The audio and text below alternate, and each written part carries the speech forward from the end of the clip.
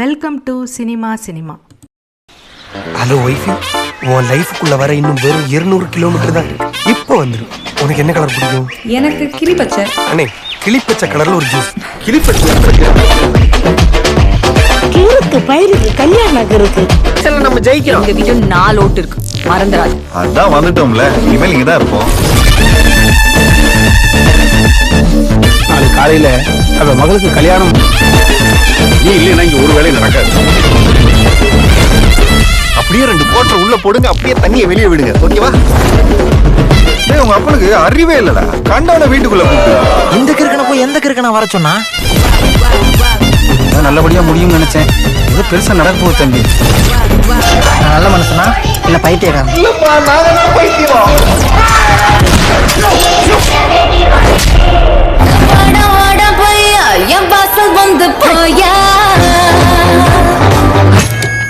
டேய், வேற பாட்டே கிடைக்கலடா உனக்கு.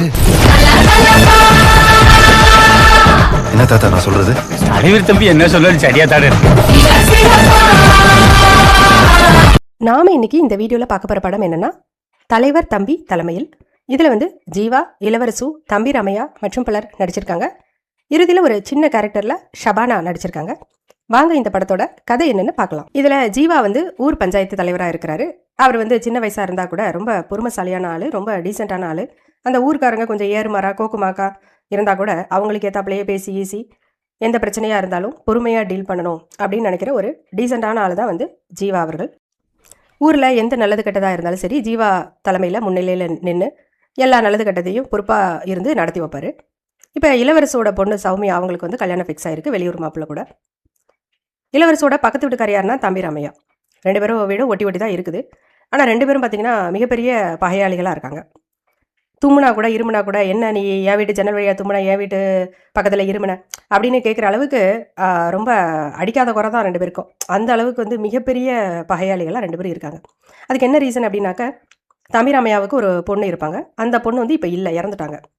அந்த பொண்ணு வந்து சாதாரணமாக ஒரு பையன் கூட பேசிக்கிட்டு இருக்கப்போ வந்து யாரோ பார்த்துடுறாங்க. அதை வந்து பார்த்து பெருசு பண்ணி இளவரசு வந்து என்ன பண்ணுறாரு, அதை வந்து கண்ணு காது வாய் மூக்குன்னு வச்சு பேசி ரொம்ப பெருசாக அந்த பொண்ணு வந்து தப்பான பொண்ணு அப்படி இப்படின்ட்டு பரப்பி விட்டுறாரு. அதை கேட்டு ஊருக்காரங்க இன்னும் எக்ஸ்ட்ரா ஃபிட்டிங்லாம் சேர்த்து அந்த பொண்ணு கன்சீவாக இருக்காங்க அப்படி இப்படின்னு சொல்லி இல்லாத பொல்லாதமாக சொல்லி அவதூறாக பேசுகிறாங்க அந்த பொண்ணை. அதனால் அந்த பொண்ணு வந்து மனமடைஞ்சு போய் அந்த வாட்டர் டேங்கில் விழுந்து இறந்துடுறாங்க. அதுலேருந்து பார்த்தீங்கன்னாக்க 2 பேருக்கும் வந்து மிகப்பெரிய பகை வந்து ஆயிடுச்சு. ஆனால் அந்த வீட்டில் உள்ள ஒரு பையன் இருக்கிறான். 2 பேர் வீட்டில் ஒரு பையன் இருக்கிறாங்க. அந்த 2 பையங்களும் ஃப்ரெண்ட்ஸாக தான் இருக்காங்க. அதே மாதிரி தம்பி ராமையாவோட பொண்ணும் சரி, இளவரசோட பொண்ணும் சரி ஃப்ரெண்ட்ஸாக தான் இருந்திருக்காங்க. இப்போ இந்த பெரியவங்களுடைய பகைங்கிறதுனால பட்டம் படாமல் 2 குடும்பமும் சரி அப்படிங்கிற மாதிரி வேறு வழி இல்லாமல் பக்கத்தில் இருக்கிறாங்க. இப்போ இளவரசு வீட்டில் வந்து கல்யாணக்கெல்லாம் கட்டிருச்சு. ஏன்னா ஒரு 2 நாளில் கல்யாணம். இப்போ ஜீவா வர்றாரு, வந்துட்டு என்னென்ன கல்யாண ஏற்பாடெல்லாம் எப்படி இருக்குது அப்படின்னோடனே, ஜீவா நீ இல்லாமல் எப்படிப்பா, நீ தான் வந்து எல்லா ஏற்பாடையும் பார்த்துக்கணும் அப்படின்ட்டு சொல்கிறாரு இளவரசு. நான் இல்லாமல் எப்படி, சௌமியா என் தங்கச்சி மாதிரி நான் வந்து பார்க்காம எப்படி, நான் எல்லாமே பண்ணி முன்னிலையில் நின்று நான் எல்லாமே பண்ணி வைக்கிறேனே அப்படின்னு சொல்லிட்டு ஜீவா சொல்கிறாரு. அப்படி இருக்கிறப்ப பார்த்தீங்கன்னா பக்கத்து வீட்டில் அந்த தம்பி ராமையாவோட அப்பா ஒருத்தர் இருக்கிறாரு, ரொம்ப வயசானவர். அவர் எப்படி அப்படின்னாக்கா சின்ன வயசில் வந்து ரொம்ப சேட்டை பண்ணவர் தான். அவர் ஜெயிலுக்கெல்லாம் கூட போயிட்டு வந்திருக்காரு அந்த தாத்தா. இப்போ வந்து முடியாமல் படுத்துருக்கிறாரு. படுத்துக்கிட்டு இருந்தால் கூட என்ன பண்ணுறாரு, குசும்பு வந்து ஒன்றும் குறையலை. மகன் வந்து கூல்ட்ரிங்க் குடி அப்படின்னு சொல்லிட்டு ஊற்றி வச்சுட்டு போனார்னா, இந்த தாத்தா வந்து அதில் வந்து ட்ரிங்க்ஸை மிக்ஸ் பண்ணிவிட்டு குடிக்கிறது. இப்போ கூட படுத்த படுக்கையாக இருந்தால் கூட நல்லா வந்து தண்ணி அடிக்கிறதெல்லாம் குறையாமல் பண்ணிவிட்டு ஜன்னல் வழியாக வேடிக்கை பார்த்துட்டு அவர் பாட்டு படுத்துருக்கிறாரு படுத்த படுக்கையாக. இப்போவும் அப்போ ஒன்று எழுத்துட்ருக்காரு அந்த வயசானவர். இந்த மாதிரியான சூழ்நிலையில் என்ன ஆகுது அப்படின்னாக்கா, திடீர்னு பார்த்தீங்கன்னா அந்த தாத்தா வந்து செத்து போயிட்டார். திடீர்னு என்னடா வித்தியாசமாக சவுண்டு கேட்குது பக்கத்து வீட்டில் இருந்து அப்படின்னு சொல்லிட்டு ஜீவா என்ன பண்ணுறாரு, தம்பி ராமையா வீட்டுக்கு போய் பார்க்குறாரு. பார்த்தா பெருசு வந்து மண்டையை போட்டுருச்சு அப்படின்னு அவருக்கு தெரிஞ்சு போச்சு. ஐயையோ இப்போ பார்த்து இது மண்டையை போட்டுருச்சு. ஏன்னா நாளைக்கு விடிஞ்சா காலையில் வந்து கல்யாணம், யாருக்கு, இளவரசோட பொண்ணுக்கு வந்து கல்யாணம். இந்த வீட்டில் இந்த தாத்தா வந்து இப்படி செத்து போயிட்டார். அப்போ 2 பேரும் 2 சடங்கும் எப்படி ஒரே சமயத்தில் பண்ணுறது, அது ஒரு பெரிய பிரச்சனை இருக்குது. இன்னொன்று என்னென்னா, தம்பி ராமையாவும் ரொம்ப விட்டு கொடுக்காத ஆள், கொஞ்சம் ஏட்டிக்கு பொட்டிக்கு செய்கிற ஆள் தான். அவன் அப்படி பண்ணால் அது என்ன, அவன் வீட்டில் என்ன கல்யாணம் நடக்குது அப்படின்னு சொல்லிட்டு வைத்தறிச்செல்லாம் புறமப்பட்டுக்கிட்டு இருப்பார். எனக்கும் என் பொண்ணு உயிரோடு இருந்தால் நானும் நல்லது பண்ணி பார்த்துருப்பேன், இப்படி வந்து சாகடிச்சிட்டானுங்க அப்படி இப்படின்னு பொறுமிக்கிட்டு இருப்பார் வைத்தறிச்சலில். அந்த சமயத்தில் இவங்க அப்பா வேறு செத்து போயிடுவாரா. உடனே இவர் என்ன சொல்லிடுறாரு, நான் வந்து காலையில் 10:30 மணிக்கு தான் வந்து எங்கள் அப்பாவோட பணத்தை தூக்க விடுவேன், அந்த நல்ல நேரத்தில் தான் நான் வந்து பெருசாக விழா மாதிரி கொண்டாடி நான் எங்கள் அப்பா வந்து தூக்குவேன் அப்படின்னு சொல்லி தம்பிராமையா கடன் ரேட்டாக சொல்லிடுறாரு. இளவரசுக்கு வந்து செம காண்டாகுது. ஏற்கனவே கல்யாணம் ஃபிக்ஸ் ஆயிடுச்சு. 10:30 மணிக்கு தான் கல்யாணம். வீட்டு வாசலில் வச்சு தான் பந்தல் போட்டு கல்யாணம் பண்ணுற போகிறோம். இந்த பக்கம் இலவு வீடு, இந்த பக்கம் கல்யாண வீடுனா எப்படி இருக்கும்? அவனை டைமிங்கை மாற்றி வைக்க சொல்லு, பணத்தை வேறு டைமிங்கில் தூக்க சொல்லு அப்படின்னு இளவரசு சொல்கிறாரு ஜீவா கிட்ட. ஜீவா வந்து 2 பேரையும் சமாதானப்படுத்த ட்ரை பண்ணுறாரு. அண்ணா நீங்கள் வந்து இல்லை கோயிலில் கல்யாணத்தை வச்சுக்கோங்க, இல்லை வேறு நேரம் தள்ளி வச்சுக்கலாம், நம்ம வெளியில் வச்சுக்கலாம் அப்படின்லாம் சொல்கிறாரு ஜீவா. இவர் கேட்குறாப்புல இல்லை. சரின்ட்டு தம்பிராமையா கிட்ட போயிட்டு, அண்ணே அப்பா வந்து நல்லா வாழ்ந்து செத்தவர், அவருக்கு நிறைய ஏற்பாடு பண்ணி கரகாட்டம் அது இதெல்லாம் வச்சு நம்ம வந்து நல்லபடியாக பாடியை வழி அனுப்பி வைப்போம், அதுக்கு ஒரு நாள் டைம் எடுக்கும், ஒரு பொறுமையாக நல்லபடியாக வழி அனுப்பி வைப்போம் அப்படின்னு நாசுக்காக பேசி பார்க்குறாரு. அதுக்கு தம்பிராமையா ஈடு கொடுக்கல. முடியவே முடியாது, நான் வந்து பத்திரிக்கை தான் எடுப்பேன், அவனை வேணால் கல்யாணத்தை மாற்றி வைக்க சொல்லு அப்படின்னு சொல்லி விடாப்பிடியாக இதுதான் சாக்குன்னு சொல்லி 2 பேரும் பார்த்திங்கன்னா பெரிய சண்டையில் நிற்கிறாங்க. 2 வீட்டோட அப்பாவும் தம்பிராமையாவும் இளவரசும் பெரிய சண்டையில் நிற்கிறாங்க. சௌமியா வந்து ரொம்ப அப்செட் ஆகிட்டாங்க இதை பார்த்து. சௌமியாவுக்கு நிச்சயம் பண்ண பையன் எப்படி அப்படின்னாக்கா ரொம்ப நல்ல டைப்பு, கண்ணியப்பன் அவர் பேர். அவருக்கு வந்து நிறையா பொண்ணு பார்த்து எந்த பொண்ணுமே அவரை வேண்டான்னு சொல்லிடுச்சு. கொஞ்சம் பூசினாப்பில் ஊத்தமாக இருக்கிறதுனால அவருக்கு பொண்ணு வந்து அமையலை. பார்த்தா சௌமியா தான் வந்து அவரை உடனே ஓகே சொன்ன பொண்ணு. அதனால் கண்ணியப்பனுக்கு வந்து சௌமியா மேலே ஏகப்பட்ட லவ். அரேஞ்சு மேரேஜ் தான், பட் அந்த அளவுக்கு வந்து அந்த பொண்ணை வந்து அவர் ரொம்ப பிரிய வச்சு பேசுகிறாரு கண்ணியப்பன். ரொம்ப நல்ல டைப்பாக இருக்கிறாப்புல. அவங்க குடும்பத்தோடு கிளம்பி அவங்க வந்து ஒரு வேனில் வந்துகிட்டு இருக்காங்க. சௌமியா ஊருக்கு வந்து கல்யாணம் பண்ணிக்கிறதுக்காக வந்துகிட்டு இருக்காங்க. ஆண்டி வேலை கூட கண்ணியப்பன் வந்து சௌமியாவுக்கு இடையில ஃபோன் பண்ணி ரொம்ப அன்பாக பேசிக்கிட்டு வந்துட்டுருக்கிறாரு. அந்த காட்சிகள்லாம் பார்த்திங்கன்னா ரொம்பவே அழகாக காட்டியிருக்காங்க. கூட வர்றவங்களாம் டே இப்படியே பேசிக்கிட்டு இருந்தால் நாளைக்கு கல்யாணம் போய் முடிகிற வரைக்குமே அப்படி பேசிகிட்டு இருப்பேன், தயவு செஞ்சு ஃபோனை வைடா அப்படின்லாம் சொல்கிறாங்க. அந்த மாதிரி ரொம்ப நல்லபடியாக தான் போய்கிட்டு இருக்கு. இந்த சமயத்தில் வந்து பார்த்தா இந்த பெருசு வந்து செத்து போயிட்டாரு. அப்போ தான் பிரச்சனையாக ஆரம்பிக்குது. ஜீவா வந்து 2 பேரையும் காம்ப்ரமைஸ் பண்ணி ட்ரை பண்ணுறாரு. இளவரசு தம்பிராமையா 2 பேரும் விட்டு கொடுக்கல. கடைசியில் அவரே வந்து போய் சரி ஓகே, நீங்கள் வந்து 10:30 மணிக்கு கல்யாணத்தை நடத்துங்க, நீங்கள் 10:30 மணிக்கு பணத்தை தூக்குங்க, 2 ஒரே நேரத்தில் நடக்கட்டும், இதில் உங்களுக்கு எது பிரச்சனையா? உங்களுக்கு கல்யாணம் தானே நடக்கணும், அவங்களுக்கு பணத்தை தூக்கணும், அவ்வளோதானே, 2 பேருக்கு எதுவும் பிரச்சனை இல்லைல்ல, 2 பேரும் ஒரே நேரத்திலே பண்ணிக்கோங்க அப்படின்னு சொல்லி அவரே நொந்து போய் சொல்லிட்டாரு ஜீவா. 2 பேரும் வந்து அப்பயும் வந்து இல்லை அவன் பணத்தை தூக்கக்கூடாதுங்கிறாரு, இவர் கல்யாணம் நடத்தக்கூடாதுங்கிறாரு. உங்களுக்கு உங்களோட விஷயம் நடக்கணுங்கிறது எய்மா, இல்லை அவங்களோட விஷயம் நடக்கக்கூடாதுங்கிறது உங்களோட எய்மா அப்படின்னு சொல்லிட்டு இவர் கேட்குறாரு. 2 பேரும் வாய மூடிட்டாங்க. சரி ஓகே அப்படின்னு சொல்லி இவங்களை திருத்த முடியாது அப்படின்னு அவரே நொந்து போயிட்டாரு ஜீவா வந்து சொல்லி பார்த்து. கடைசி என்ன ஆகுது அப்படின்னாக்க, இந்த சௌமியா வந்து ஒன் சைடாக வந்து ஒருத்தன் லவ் பண்ணிகிட்டு இருப்பான். அவன் வந்து கொஞ்சம் முழு பைத்தியம் கிடையாது, ஒரு அரை பைத்தியம் மாதிரியான ஒரு ஆள், லூஸ் மாதிரி பேசிகிட்டு இருப்பான். அவன் வந்து கல்யாணத்துக்கு முதல் நாள் கூட சௌமியாவிட்ட தாலியோடு வந்துட்டு இப்போ கூட சொல்லு சௌமி, நான் வந்து தாலி கட்டிடுறேன் உனக்கு அப்படின்னு சொல்லிட்டு சொன்னோடனே இவங்களுக்கு ரொம்ப இரிட்டேட் ஆகிடுது சௌமியாவுக்கு. ஏற்கனவே என்ன பிரச்சனை போய்கிட்டு இருக்கு, இவன் வேறு வந்து இந்த மாதிரி இரிட்டேட் பண்ணுறான்னு சொல்லிட்டு கையில் அந்த பக்கம் ஒரு அருவாள் இருக்கும், அதை தூக்கிட்டு உடனே இன்னைக்கு கொல்லாமல் விட மாட்டான்டா அப்படின்னு சொல்லிட்டு அவனை விரட்டிட்டு போகிறாங்க. ஒரு முள்ளு பாதை மாதிரி இருக்குது, அந்த பக்கம் தேடி பாரு மாதிரி இருக்குது, அங்கே விரட்டிட்டு போகிறாங்க நைட்டில். பார்த்தா போனவங்கள ஆளை காணும். வீட்டில் எல்லாரும் தேடுறாங்க, ஐயோ என்ன பொண்ணை காணும், கல்யாணம் பண்ண காணும்னு. உடனே திரும்ப எல்லாரும் ஊர் மக்கள்லாம் கண்ணுக்காது வாய்முக்குன்னு வச்சு பேச ஆரம்பிச்சிடுறாங்க. இப்போ சௌமியா வந்து அந்த பையனை விரட்டிட்டு போகிறத வந்து தண்ணி திறந்து விடுவார்ல, அந்த மேஸ்திரி வந்து பார்த்துட்டு அப்போ தான் அவர் வந்து டிரான்சிஸ்டர் ரேடியோவில் வந்துட்டு காதல் பாட்டு ஏதோ ஓடிட்டுருக்கு, அதை கேட்டுட்ருக்காரு. இவங்க ஓடுறதுக்கும் அந்த பாட்டு பேக்ரவுண்டுக்கும் அவர் என்ன நினச்சிக்கிறார், 2 பேரும் ஓடி போகிறாங்க அப்படின்னு அவராக நினச்சிக்கிட்டு மற்றவங்க கிட்ட இப்போ தான் அந்த பொண்ணு வந்து ஒரு பையன் கூட ஓடி போனதை நான் பார்த்தேன் அப்படிங்கிறாரு. உடனே ஜீவா வந்து அவரை அடிச்சிடுறாரு. வாய்க்கு வந்ததெல்லாம் பேசிகிட்டு இருக்காத, சௌமியை பற்றி எனக்கு தெரியும் அப்படின்னு சொல்லிட்டு வாங்க எல்லாரும் பொண்ணை தேடுவோம் அப்படின்னு சொல்லி ஜீவா வந்து 4 பக்கமும் ஆளுகளெல்லாம் விட்டு தேட சொல்கிறாரு. அவரும் வந்து டார்ச் லைட்டை வச்சுக்கிட்டு எல்லா பக்கமும் தேடுறாரு. அப்போ பார்த்தா அந்த சௌமியா விரட்டிட்டு போனாங்கல்ல ஒரு பையனை, அவன் வந்து மரத்து மேலே தாலியோடு நின்றுருக்கான். அவனை பிடிச்சி விசாரித்தவொடனே இந்த மாதிரி சௌமியா விரட்டிட்டு வந்து திடீர்னு ஆளை காணும் அப்படின்னு சொல்லிட்டு அவர் சொல்கிறாரு. பள்ளத்தில் இது விழுந்திருப்பான்னு நினைக்கிறேன் அப்படின்னு. அங்கே பார்த்தா ஒரு பெரிய குப்பை கிடங்கு இருக்குது.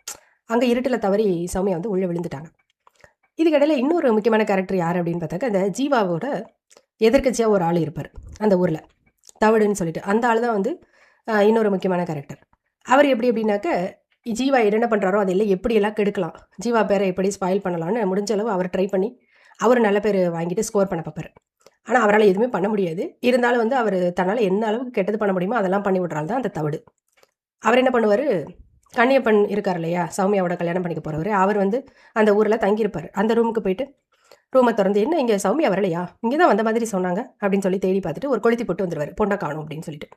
உடனே கண்ணியப்பன் வந்து டென்ஷன் ஆயிடுவார், என்ன இப்படி சொல்கிறாங்க அப்படின்னு சொல்லிட்டு. அதுக்கு கொஞ்ச நேரத்துக்கு முன்னாடி தான் சௌமியா வந்து பேசியிருப்பார் கண்ணியப்பன். சௌமியா வந்து டென்ஷனில் பேசியிருப்பாங்க, சும்மா எப்போ பார்த்தாலும் ஃபோன் பண்ணிகிட்டு இருக்காதீங்க, இங்கே நிலமை புரியாமல் அப்படின்னு சொல்லிட்டு கொஞ்சம் டென்ஷனாக கத்திட்டு ஃபோனை வச்சுருப்பாங்க. உடனே இவருக்கு ரொம்ப குழப்பமாயிடும் கண்ணியப்பனுக்கு. சரின்ட்டு நம்மளும் போய் பொண்ணை தேடுவோம் அப்படின்னு சொல்லிட்டு அவரும் வந்து வந்துடுவார். பார்த்தா கண்ணியப்பனுடைய தம்பி வந்து ஒரு குட்டி நாய் ஒன்று வளர்ப்பார், அர்னால்டுன்னு சொல்லிட்டு. அந்த நாயையும் தூக்கிட்டு வந்திருப்பார். பார்த்தா அந்த நாய் தான் வந்து போய் அந்த குப்பை கிடங்குகிட்ட போயிட்டு நிற்கும். பார்த்தா சௌமியா அதுக்குள்ளே கிடப்பாங்க. கண்ணியப்பன் பார்த்துருவாரு. அவருக்கு வந்து கொஞ்சம் நேரத்தில் வந்து உலகமே தலைகீழ் ஆன மாதிரி ஆயிரும், சௌமியாவை காணோம் அப்படின்னு எல்லாரும் சொன்ன உடனேயே. அவருக்கு வந்து அப்போ கூட அவர் சௌமியாவை சந்தேகப்பட மாட்டார். ஆனால் என்னடா இது, நமக்கு எவ்வளவோ கல்யாணம் கல்யாணமே நடக்குமான்ற கேள்விக்குறியாக இருந்துச்சு, எத்தனையோ பொண்ணு வேணான்னு சொல்லிட்டாங்க, இன்சல்ட் பண்ணியிருக்காங்க நம்மளை, இப்போயாவது கல்யாணம் நடக்குன்ற நம்பிக்கையில் இருக்கும்போது கடைசி நேரத்தில் இந்த மாதிரி பொண்ணை காணுன்னொடனே இன்னும் வந்து அவருக்கு ஒரு பாறாங்கல்ல இறக்கின மாதிரி ஆயிரும். இப்போ சௌமியா வந்த குப்பை கிடங்குல பார்த்தோன்னே தான் அவருக்கு பெருமூச்சு விட்டுட்டு, சௌமியா எப்படி இங்கே வந்து அப்படின்னு சொல்லி அவங்க மயங்கி கிடப்பாங்க விழுந்ததுனால. இவரும் வந்து போய் காப்பாற்றுறேன்னு சொல்லி இவரும் விழுந்துருவார் அதில். அப்போ பயப்படாத சௌமியா, பயப்படாத, நான் தான் அப்படின்னு சொல்லிட்டு அவங்க முடித்தோடனே, நான் தான் கண்ணியப்பன், பயப்படாத அப்படின்னு சொல்லிட்டு சொல்லுவார். ரொம்ப ஆறுதலாக பேசுனோடனே அவங்களும் அழுதுட்டு அவரை வந்து ஹக் பண்ணிக்குவாங்க.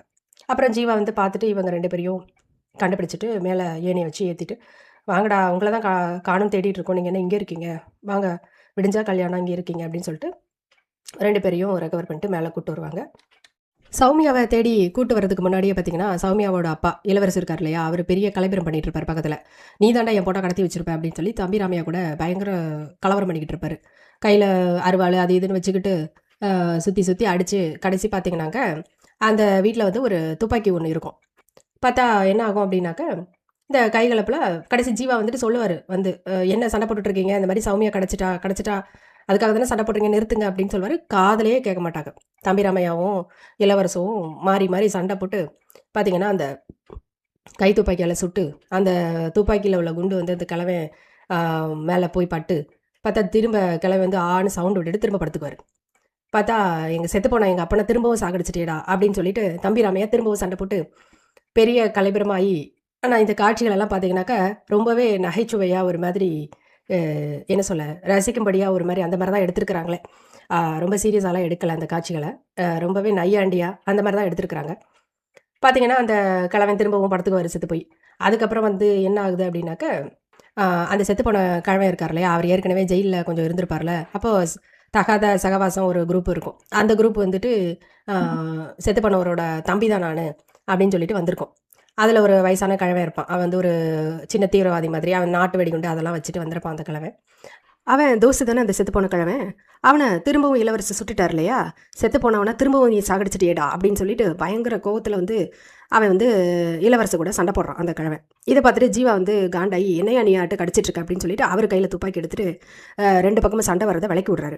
என்னதான் நினச்சிட்ருக்கீங்க, நீங்கள் பாட்டுக்கு இஷ்டத்துக்கு சண்டை போட்டுட்ருக்கீங்க அப்படின்னு சண்டையை கரெக்டாக நிப்பாட்டுறாரு பாருங்க. உடனே அந்த கிழவன் வந்துட்டு அவன் தோஸ்து இன்னொரு பையன் இருக்கான், அவனை வந்து டேய் நம்ம பொருள் எடுத்து தூக்கி போடுறான், அந்த கல்யாண வீடு தான்டா பிரச்சனை, அங்கே குண்டை போடுறான் அப்படின்னு சொல்கிறான். பார்த்தா நாட்டு வெடிகுண்டை தூக்கி அந்த பையன் வந்து அந்த கல்யாண வீடு கிட்ட போட்டு விட்டுறான்.